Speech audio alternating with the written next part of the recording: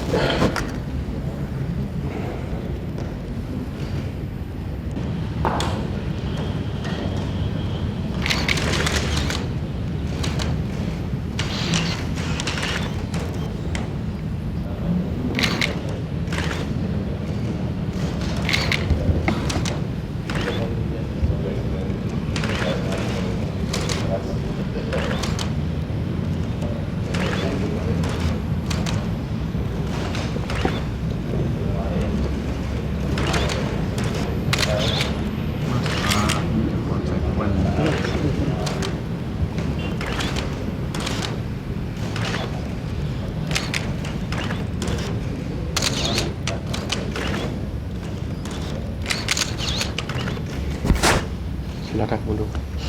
Keluar, buka.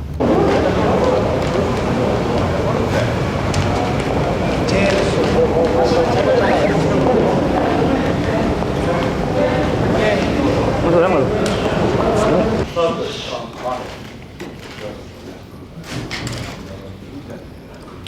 They focus their attention to the meeting as well as awaiting the results of the meeting itself.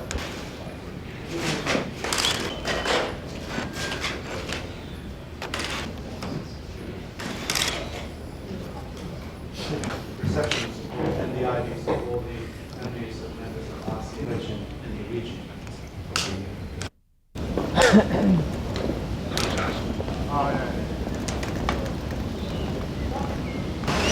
Mau ngerjak nggak ya?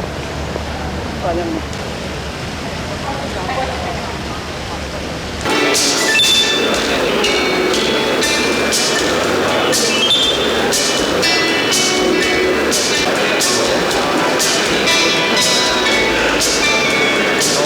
Yes, all the journalists to remain on your designated place, particularly during the progress of the ceremony.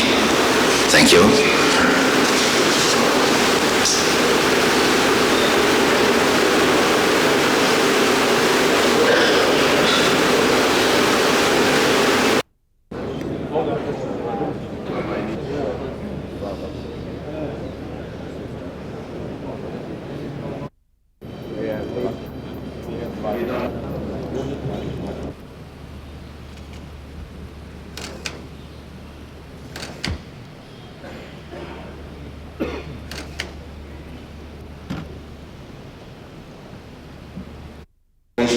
29th ASEAN Ministerial Meeting 1996 will now commence.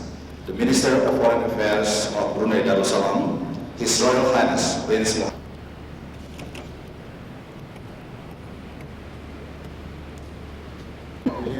Bapak Presiden, Your Excellency Presiden Suharto, to deliver his opening address.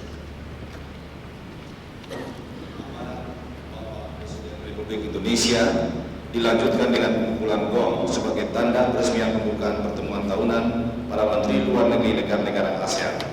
Speech by the President of the Republic of Indonesia.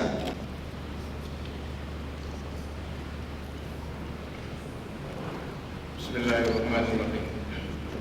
Yang mulia saudara ketua, para yang mulia dan hadirin yang terhormat. Perkenalkan saya terlebih dahulu mengucapkan selamat datang di Jakarta kepada semua peserta pertemuan para Menteri Luar Negeri ASEAN yang ke-29. Sekali lagi Indonesia mendapatkan kehormatan menjadi tuan rumah pertemuan tahunan yang penting ini sejak Indonesia terakhir kalinya menyelenggarakan pertemuan tersebut pada tahun 1990. Forum tahunan para Menteri Luar Negeri ini dirasakan makin penting di tengah-tengah perubahan-perubahan cepat yang sedang mengubah secara mendasar situasi politik dan ekonomi internasional pada era pasca perang dingin sekarang ini.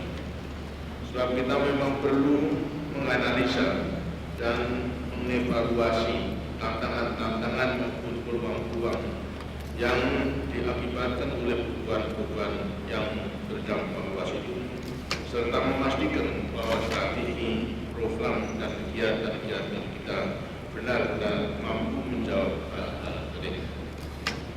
Saya sangat gembira bahwa Kamboja dan Laos telah secara resmi mengajukan permintaannya untuk menjadi anggota ASEAN pada tahun 1997, sedangkan Myanmar yang akan diterima sebagai peninjau dalam sidang tahun ini juga diharapkan akan menjadi anggota ASEAN dalam waktu yang tidak terlalu lama. Dengan demikian ASEAN telah melangkah lebih dekat ke arah pemenuhan cita-cita para pendiri ASEAN, yaitu bahwa pada akhirnya seluruh negara kawasan Asia Tenggara akan hidup dan kerjasama secara rukun di bawah naungan ASEAN. Para yang mulia dan hadirin yang terhormat, beberapa tahun lagi kita akan meninggalkan suatu abad yang ditandai oleh berbagai gejolak dan tragedi di satu yang, namun di lain pihak ditandai pula oleh keberhasilan keberhasilan yang luar biasa di bidang ilmu pengetahuan dan teknologi, terutama komunikasi dan transportasi, serta pembangunan sosial dan ekonomi.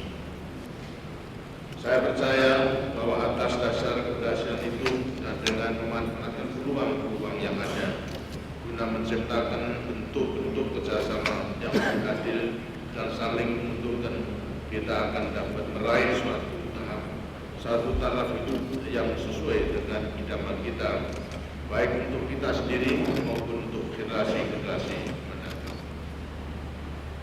Namun untuk mencapai tujuan tadi, kita harus mampu mengatasi tantangan-tantangan besar yang sedang dihadapi oleh umat manusia dewasa ini. Sebab ketegangan dan konflik-konflik yang tak kunjung mereda terus menimpa berbagai negara di kawasan di dunia ini. Di bidang ekonomi, kesenjangan yang bertambah melebar dan ketidakadilan yang bertambah mencolok kian memburuk hubungan antara negara-negara maju dan negara-negara berkembang, sementara sebagian besar umat manusia masih hidup menderita dalam kemiskinan dan kemelakan. Tekanan-tekanan akibat bertambahnya jumlah penduduk dunia dan pula konsumsi yang sembrono di negara-negara maju telah menimbulkan malapetaka terhadap lingkungan hidup. Masalah-masalah itu bersifat global dan mendasar, dan oleh karenanya tidak dapat diatasi oleh suatu negara ataupun sekelompok negara bagaimanapun kuatnya. Untuk mengatasi masalah-masalah tadi secara efektif diperlukan suatu kemitraan global yang melibatkan semua negara yang sudah maju maupun yang sedang membangun.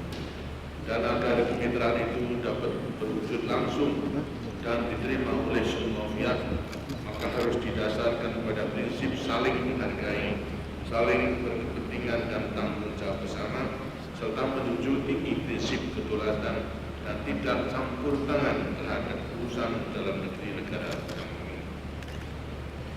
Saya yakin bahwa kemitraan semacam itu dapat terlaksana karena dialog-dialog ke arah terciptanya kemitraan tersebut telah mulai berjalan di berbagai forum internasional di mana ASEAN dan negara-negara anggotanya terlibat secara aktif. Di kawasan kita, dialog seperti itu dan kerjasama yang dilahirkannya dapat berkembang karena adanya stabilitas yang dinikmati kawasan Asia Pasifik selama 2,5 dasawasa ini. Tanpa adanya stabilitas, kemitraan pembangunan yang efektif tidak akan dapat dicapai di tingkat nasional, regional maupun global. Pembangunan hanya dapat terlaksana apabila 3 unsur penting yang saling mendukung dapat berfungsi secara baik, yaitu stabilitas yang memungkinkan adanya pertumbuhan ekonomi yang mungkin bertambahnya hasil pembangunan yang dapat dibagi dan dilakukan dalam membagi hasil maupun tanggung jawab pembangunan. Dalam mewujudkan stabilitas, negara-negara ASEAN sejak awal telah memutuskan atau memusatkan upayanya untuk menciptakan ketahanan nasional di regional sebagai landasan bagi pertumbuhan ekonomi regional. Pada saat yang bersamaan, ASEAN juga telah berusaha untuk mengembangkan dan menjabarkan tata perilaku bagi kerjasama regional yang tidak saja melibatkan negara-negara kawasan, tetapi juga negara-negara di luar kawasan. Dengan demikian, ASEAN telah tumbuh menjadi suatu kekuatan yang bagi perdamaian dan stabilitas maupun kerjasama ekonomi di kawasan Asia Tenggara pada khususnya dan kawasan Asia Pasifik pada umumnya. ASEAN telah merupakan penggerak utama dalam proses perdamaian yang telah memulihkan perdamaian di Kamboja.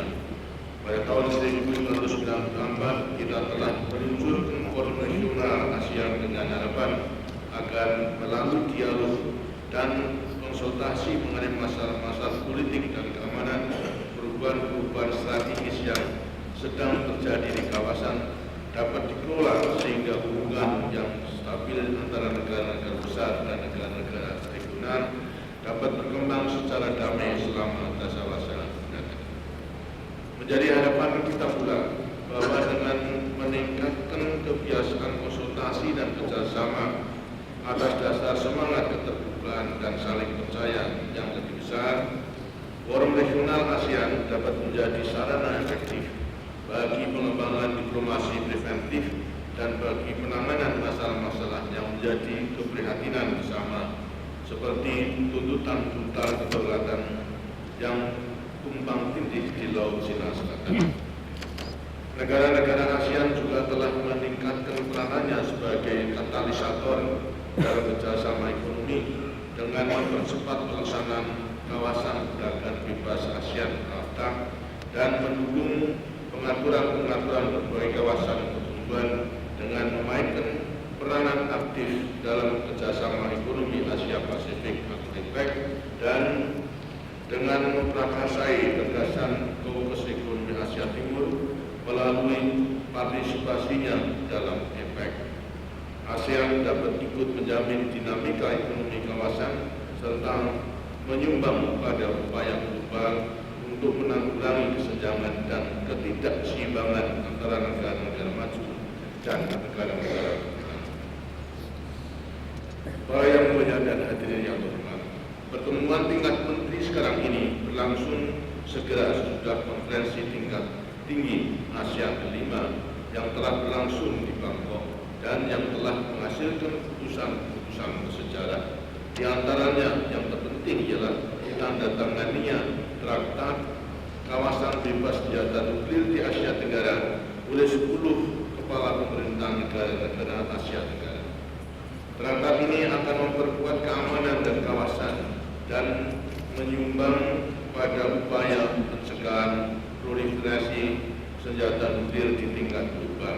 Dengan demikian, sekali lagi ASEAN telah memberikan sumbangan berharga bagi terciptanya perdamaian dunia. Hasil penting lainnya dari KTT tersebut adalah kerangka persetujuan kerjasama mengenai hak kepemilikan intelektual, kerangka persetujuan mengenai jasa-jasa dan persetujuan lain yang mengubah ataupun memperbaharui perjanjian yang sudah ada. KTT di Bangkok itu telah sangat berhasil dan saya mengharapkan menjalin kerjasama yang lebih erat lagi dengan pemimpin ASEAN lainnya pada saat kita bertemu secara informal di Jakarta pada akhir tahun ini. Maka jelas tampak bahwa selama ini ASEAN telah berhasil membentuk suatu jaringan yang efektif bagi keamanan, stabilitas, dan kemakmuran di kawasan dengan melopori forum regional ASEAN. Demikian pula ASEAN telah ikut serta secara aktif di APEC serta memulai pengaturan dan proses-proses buah kerja ASEAN seperti Kaukus Ekonomi Asia Timur, kawasan perdagangan bebas ASEAN, traktat persahabatan dan kerjasama di Asia Tenggara di kawasan bebas senjata nuklir di Asia Tenggara yang baru saja dirampungkan, dan jaringan pengaturan dan proses yang saling menunjang secara positif dan sinergis ini akan menjadi lengkap apabila semua negara senjata nuklir ikut mendukung kawasan bebas senjata nuklir di Asia Tenggara dengan cara menjadi pihak pada protokol traktat tersebut. Para yang mulia dan hadirin yang terhormat, setiap negara mempunyai cara sendiri dalam menilai perkembangan menghadapi tantangan-tantangan dan memanfaatkan peluang-peluang. Walaupun demikian, kita tidak akan membiarkan ketidaksamaan dan perbedaan pandangan antara kita itu menjadi sumber pertikaian. Sebaliknya, kita telah senantiasa berusaha memanfaatkannya untuk memperkaya wawasan masing-masing dan wawasan bersama kita dengan saling bertukar pendapat dalam rangka dialog dan konsultasi yang terbuka dan bersahabat. ASEAN telah tumbuh menjadi suatu lembaga regional yang sangat berhasil adalah berkat adanya solidaritas di antara kita dan berkat mutu konsultasi yang terjadi di forum-forum kita. Saya percaya bahwa keberhasilan perhimpunan kita selanjutnya akan ditentukan oleh kemampuan kita untuk memelihara semangat solidaritas, mutu yang tinggi, efektivitas, serta momentum forum-forum tingkat negeri kita itu. Para yang mulia dan hadirin yang terhormat, pembentukan Organisasi Perdagangan Dunia sebagai wujud hasil Putaran Uruguay telah menimbulkan harapan bahwa masyarakat internasional akhirnya dapat mengandalkan dirinya pada suatu instrumen multilateral yang mampu mengatur sistem perdagangan global secara menyeluruh, terbuka, adil, dan berimbang. Namun dengan diluncurkannya Organisasi Perdagangan Dunia ini tidak berarti bahwa ketidakadilan dan ketidakseimbangan dalam sistem perdagangan dunia akan dengan sendirinya dapat dihilangkan. Ketentuan dan peraturan Organisasi Perdagangan Dunia harus dipatuhi dan negara-negara anggotanya harus menunjukkan kemampuan politik untuk mematuhi disiplin. Dalam hubungan ini kita perlu menyuarakan keprihatinan kita terhadap upaya-upaya negara-negara maju tertentu untuk mengalihkan pembahasan dalam pertemuan tingkat Menteri Organisasi Perdagangan Dunia yang akan diselenggarakan di Singapura pada bulan Desember yang akan datang, sehingga perhatian lebih ditujukan pada soal-soal di luar masalah perdagangan. Upaya-upaya itu tidak hanya mencemaskan kedudukan negara-negara berkembang, tetapi pada akhirnya juga akan melemahkan Organisasi Perdagangan Dunia itu sendiri. Untuk mengatasi masalah ini, negara-negara ASEAN perlu mengkonsolidasikan posisi bersamanya dan menentang pembahasan soal-soal yang tak ada kaitannya dengan perdagangan pada pertemuan tingkat Menteri Organisasi Perdagangan Dunia yang akan datang. Saya ingin menandaskan bahwa masalah-masalah yang dibahas di dalam pertemuan tingkat Menteri Organisasi Perdagangan Dunia harus dibatasi pada dan tidak boleh menyimpang dari agenda yang telah disepakati dalam pertemuan Marrakesh, mengingat luasnya kecakupan permasalahan-permasalahan penting di bidang perdagangan yang harus ditangani Organisasi Perdagangan Dunia tersebut. Selanjutnya, kita harus memastikan bahwa kepatuhan negara-negara anggota terhadap hasil-hasil putaran UUD dapat dijamin secara efektif. Para yang mulia dan hadirin yang terhormat, pada KTT ASEAN kelima kita telah menyepakati untuk meningkatkan pelaksanaan kerjasama fungsional ASEAN sehingga setara dengan tingkatan kerjasama politik dan ekonomi. Dengan demikian kita akan memberikan dorongan tambahan untuk meningkatkan kualitas hidup rakyat kita. Oleh karena itu perlu diambil langkah-langkah tindak lanjut untuk mengkonsolidasikan rencana aksi di berbagai bidang kerjasama fungsional yang lebih terpusat dan terarah.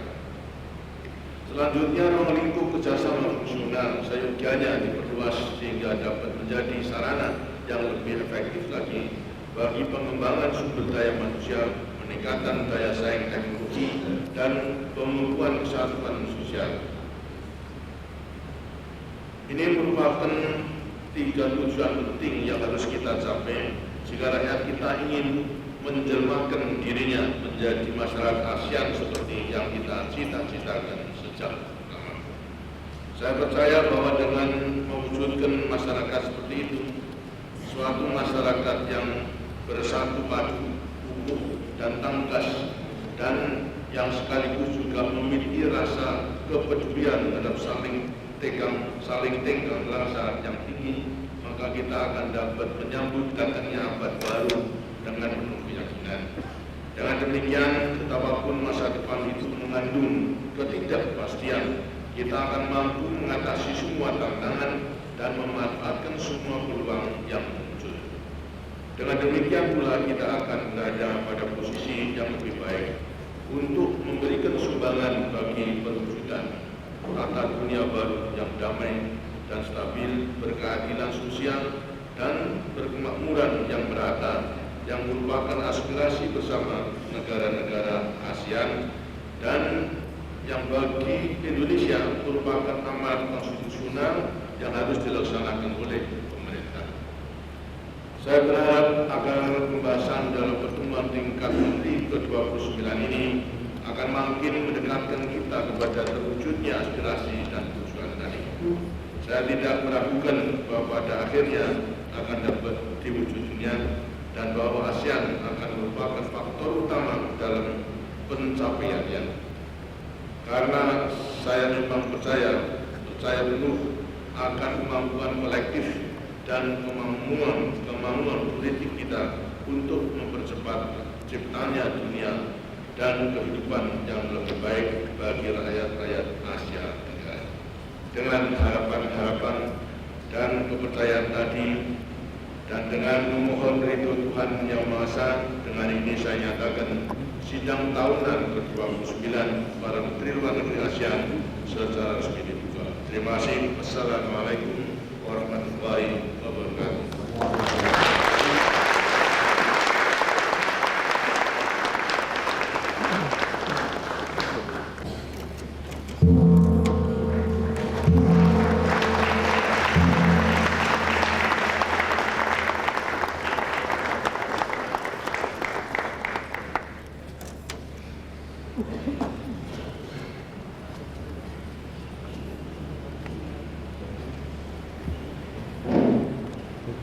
Directly to the reception hall for refreshments.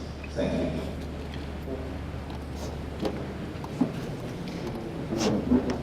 you.